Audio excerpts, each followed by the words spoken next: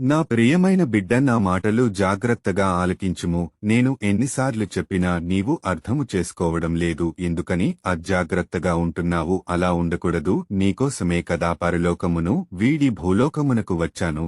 నిన్ను రక్షించడానికి. నీవు పాపములో పడకుండా ఉండాలని, నన్ను శోధించిన సాతాను నిన్ను శోధించకుండా ఉండాలని, నీవు పరలోక రాజ్యము చేరాలని, నా యొద్ద నీవు ఉండాలని నేను నీకోసము ఈ మాటలు చెబుతున్నాను. నీవు చేసిన పాపముల కొరకు మీకు విడుదల కలుగచేయాలని, విముక్తి కలుగచేయాలని. నీవు ఎన్ని పాపాలు చేసిన, మోసాలు చేసిన, అబద్ధాలు ఆడినా, దొంగతనం చేసిన, వ్యభిచారం చేసిన ఎదుటివానిది ఆశించకూడదని ఎన్నిసార్లు చెప్పాను? నీవు స్వార్థము కోసము అసూయతో, ద్వేషముతో, కుట్రతో, కుతంత్రాలతో, కపట వేషధారి వలె ఉన్నా నేను నిన్ను పరలోక రాజ్యములో చేర్చాలని నా ఆశ కోరిక కాబట్టి నీ పాపము మానుకో. నేను కుంటి వారిని నడిపించాను, బాగుచేశాను, గ్రుడ్డివారికి చూపును దయచేశాను, రోగులను స్వస్థపరిచాను, మూగవారు మాట్లాడేలాగా చేశాను, చెవిటివారు వినగలిగేలాగా చేశాను, చనిపోయిన వారిని లేపాను, పాపులను క్షమించాను.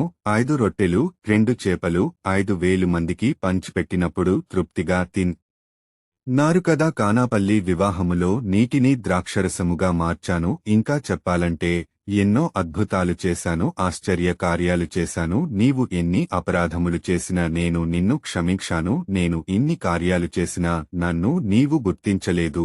నీవు నన్ను అధికారుల ముందు దోషిగా నిలబెట్టావు, కొరడాలతో కొట్టావు, నా ముఖము మీద ఉమ్ము వేశావు, పిడికేళ్లు గుద్దులు గుద్దావు, గడ్డం పట్టుకుని లాగావు, సిలువ భుజం మీద మోపి కొరడాలతో కొట్టుకుంటూ గొల్గతా స్థలానికి తీసుకెళ్లావు, సిలువు వేశావు, బల్లముతో పొడిచావు, వస్త్రాలు చీల్చి సీట్లు వేసి పంచుకున్నావు. నాకు దాహం అయితే చేదు సెరకను ఇచ్చావు, సిలువపైన చనిపోయాను, నన్ను సమాధి చేశారు. నేను చెప్పినట్లుగా 3వ దినమున సమాధి నుండి లేశాను, పునరుత్థానము చెందాను. 40 రోజులు అందరికీ కనిపించి పరలోకమునకు వెళ్లాను. అయినా నిన్ను క్షమిస్తున్నాను. ఇప్పటికైనా నా బిడ్డగా మారు, హృదయ పరివర్తనము చెంది మనస్స మార్చుకుని బాప్తిసం పొందుకో. నీవు చనిపోయాక సమాధి చేస్తారు కదా, నీవు కూడా పునరుత్థానము చెందుతావు. నీవు నాతో కూడా పరలోకములో ఉండాలని ఈ మాటలో నీకు చెబుతున్నాను. నా రాజ్యములో ఆకలి దప్పికలు ఉండవు, సంతోషము, ఆనందము ఉంటుంది. భూలోకములో అందరూ సమానులే, నా పరలోక రాజ్యములో